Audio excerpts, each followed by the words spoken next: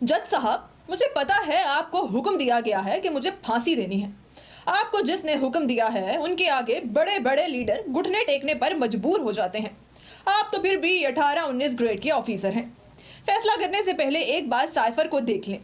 جج صاحب، میں جانتا ہوں آپ نے سائفر نہیں پڑھا ہوا۔ جس نے مجھ پر FIR کی ہے اور جس نے کاٹی ہے اس نے بھی نہیں پڑھا ہوا۔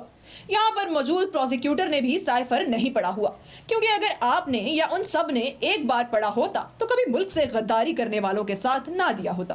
عمران خان پہلا پاکستانی حکمران تھا جس نے عالمی سطح پر لفظ اسلاموفوبیا کی ٹرم کو بار بار دہرایا۔ اس سے پہلے پاکستانی لیڈر اسلام، مسلمان، مذہب، قرآن پاک، احادیث اور اسوہ حسنہ کی بات کرتے ہوئے جھجک محسوس کرتے تھے کہ کہیں مغرب ناراض نہ ہو جائے۔